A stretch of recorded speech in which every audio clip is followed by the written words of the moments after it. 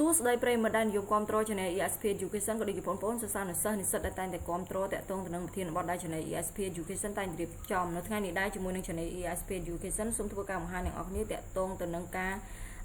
ទាញយកឯកសារចេញពី Google Classroom ដោយការសិក្សាអនឡាញណាអនឡាញតាម app Google Classroom អញ្ចឹងជាដំបូងសំណូមពរសម្រាប់មិត្តជួយចុច Subscribe ឬជួយបណ្ដឹង Channel ESP Education ដើម្បីទទួលបាននូវវីដេអូល្អៗជាបន្តបន្ទាប់ណាអញ្ចឹងយើងចូលទៅក្នុង browser Google Classroom រួចហើយយើងត្រូវប្រកាសថានៅក្នុង computer អ្នកនរគ្នានឹងមាន Gmail ដែលយើងភ្ជាប់ជាមួយ Google Classroom រួចជាស្រេចរួចហើយចូលកន្លែង Google App គឺចំណុចទាំង9នេះហើយ scroll រកពាក្យថា Google សំទោសគឺ Classroom ណាគឺនឹងហើយគឺគេហៅថា Google Classroom អញ្ចឹងអ្នកនរគ្នា scroll មករកនេះមកហើយដោយសារតែ internet កន្លែង internet ខ្ញុំវារៀងយឺតណាអញ្ចឹងទៅធ្វើអ្នកនរគ្នាត្រូវរងចាំបន្តិចណាអញ្ចឹងនេះគឺថ្នាក់រៀនដែលខ្ញុំបានឲ្យ sign in ជាមួយលោកគ្រូអ្នកគ្រូរួចរាល់អញ្ចឹងដើម្បីទាញឯកសារក្នុងមេរៀនថ្នាក់នេះយើងត្រូវចុចទៅលើវាម្ដងទៅណាបន្ទាប់មកទៀតអ្នកនរគ្នាត្រូវគេហៅថាចុចស្វែងរកណាឯកសារនៅក្នុង classwork នេះ folder classwork ខាងលើនេះណា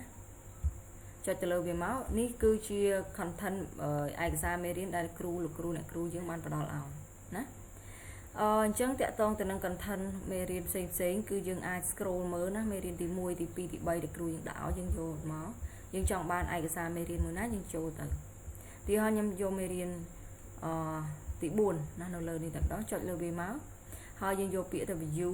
material ឬក៏ចុចលើឯកសារតែម្ដងណាអញ្ចឹងយើងចុច view material ឬក៏ចុចលើឯកសារ document ហ្នឹងមកណាវានឹងបង្ហាញអញ្ចឹងនៅពេលអ្នកនរគ្នាឃើញ option មួយនេះយើងកុំប្រើគេហៅថា Google Doc ដើម្បីទាញណាព្រោះទៅវាអាច error អញ្ចឹងយើងមកកលេចមកមើលខាងជ្រុងខាងស្ដាំដៃខាងលើនេះវិញណាគឺចំណុច3នេះកន្លែង more action ណាកន្លែងនេះណាចុចមកហើយរកចូល option គេហៅថា open in new window ដើម្បីទាញយកណាអញ្ចឹងយើងរងចាំឲ្យវាដំណើរការហើយនៅពេលដែលអ្នកនរគ្នាចូលទៅក្នុងគេហៅថាtab មួយទៀតទៅណាវានឹងឲ្យអ្នកវាមានបញ្ជាសញ្ញាព្រួយនេះដែរអ្នកនរគ្នាអាចចុចទាញយកណាឃើញទេពេលដាក់ទៅ download អញ្ចឹងយើងចុច download មកអញ្ចឹងឯកសារហ្នឹងនឹងរក្សាសភាពដើមបាន 100% ណាហើយនេះឯកសារយើងកំពុងដំណើរការ download ហើយអញ្ចឹងយើងចាំឲ្យវា full អញ្ចឹងនៅពេលដែល full យើងចុចមើលទៅណាចុចលើវា2ដងនេះគឺជាឯកសារពេញដែលយើងបាន download រួចរាល់ណាគឺរក្សាទ្រង់ទ្រាយដើមទាំងអស់ប៉ុន្តែបើយើងប្រើគេហៅថា Google Doc យើងអាចទាញបានទេហើយយើងអាចយកទៅ print យកទៅមើលក្នុងបានហើយនៅក្នុង computer របស់យើងណា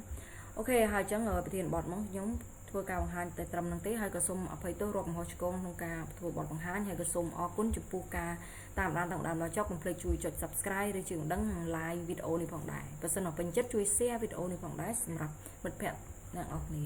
អរគុណជួបគ្នានៅវីដេអូនឹងប្រធានបទថ្មីបន្តទៀតបាយបាយ